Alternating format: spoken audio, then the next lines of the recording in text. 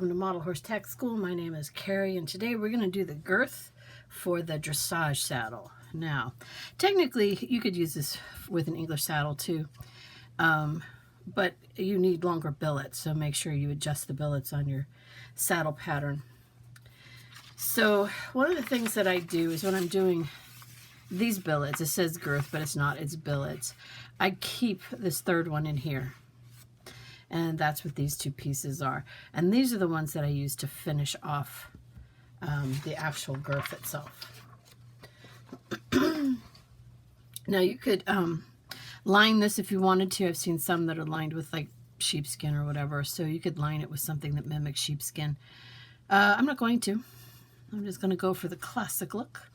So the first thing we want to do is notice there's one piece that is bigger than the other piece. We're going to glue the small piece onto the big piece.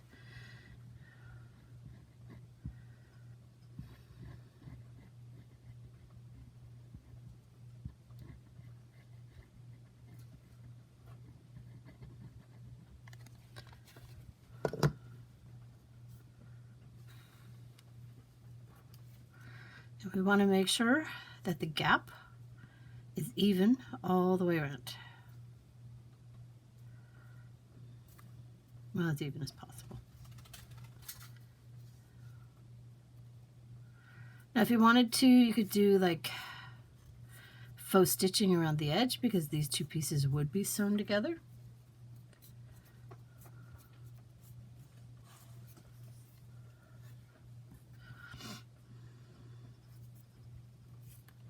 And the next thing that we need to do is we need buckles.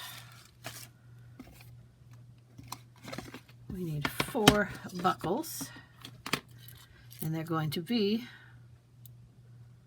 I've got 1/16 here. I think they're 1/16. Oh, that's right. I like using round buckles on my English. So let's see, I think these are 3/32.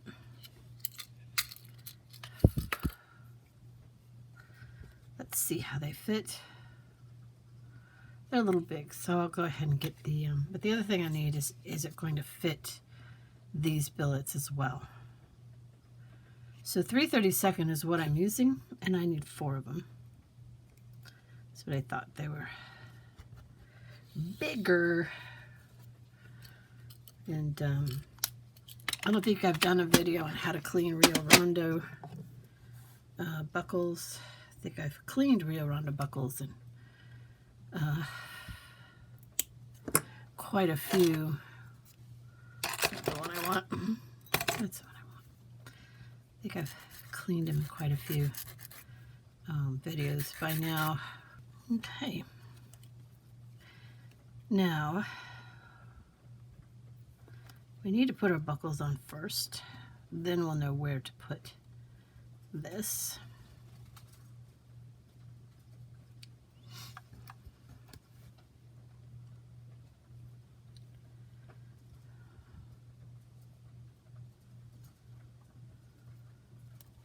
Now this is a really, really nice kip tooling leather. I don't have that much left of it. The kip I have now is thicker. Oh, so disappointing. Okay, so you want to keep a little bit of kind of maybe the buckle edges equal to the opening where those 2 straps are. If you go further down, they kind of distort, and you don't want them distorted.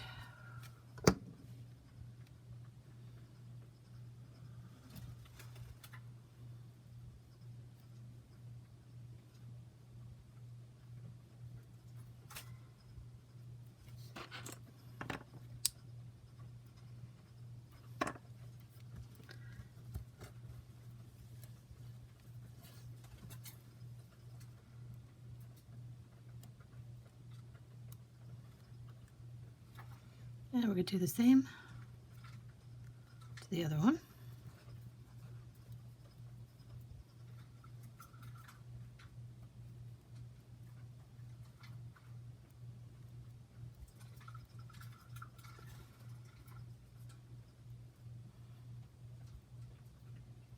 Make sure you skive these ends because otherwise you get too much bulk in the buckle. So even if you just skive the tabs, it's good.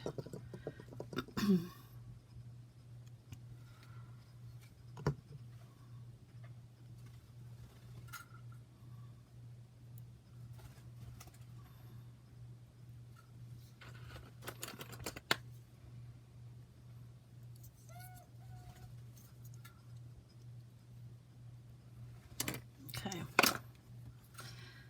So we're going to put it so that the buckles are right near the edge. All right. And I'm only really going to glue down from the curved area down. That leaves the buckles able to move so that you can buckle your your girth.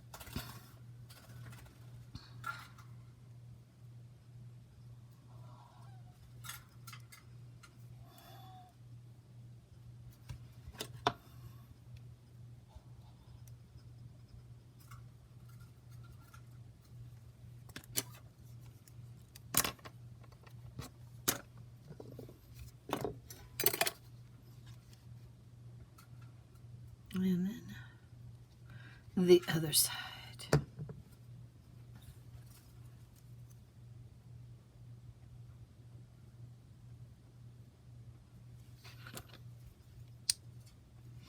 All right, so this girth has keepers. So one of these is a keeper and the other is a crossbar.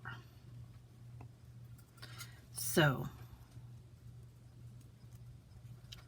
and you really just go from there to there.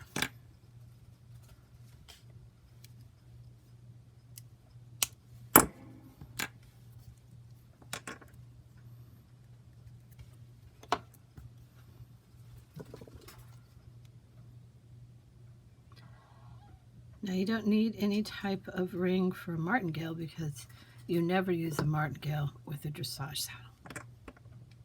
Okay? Just don't.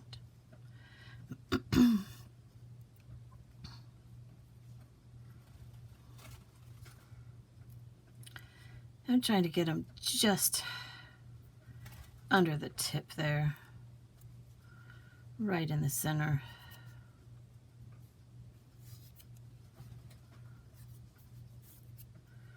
I'll put some, that looks good. Okay. Well, I need that. All right, next thing, there's always one that doesn't want to lose the paper.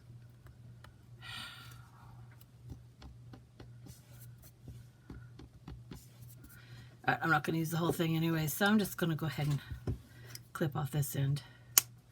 And again, this is another one of those things you would skive, but we need just to go around right where this gets narrow, like that. And we don't want these to overlap, so you're going to go about halfway.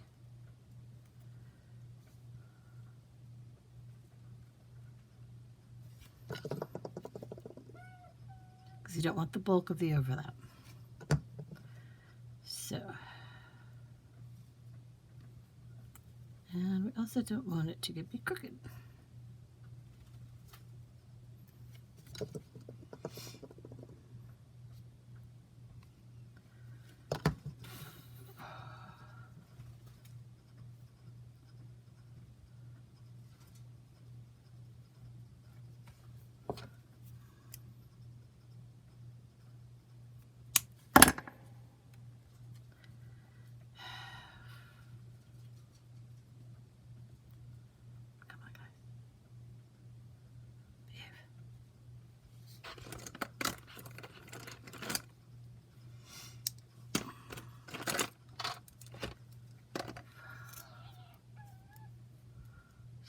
Sometimes those are just a better option. All right, let's make sure that's straight. And then we're going to do it again.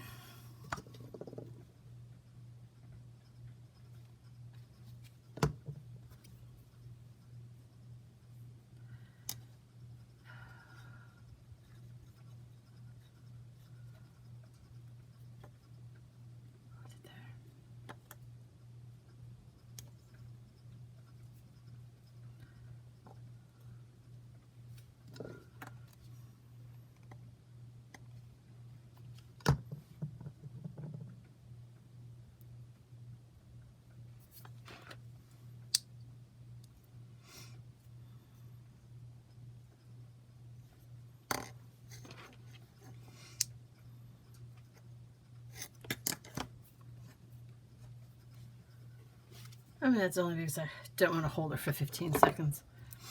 So, those are your keepers.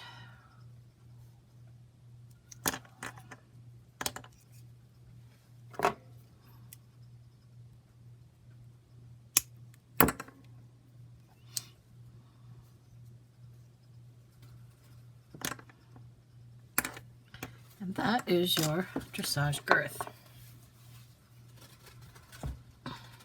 I want to thank you for spending time with me today. Please like, subscribe, tell everybody about the channel, and have yourself a great day.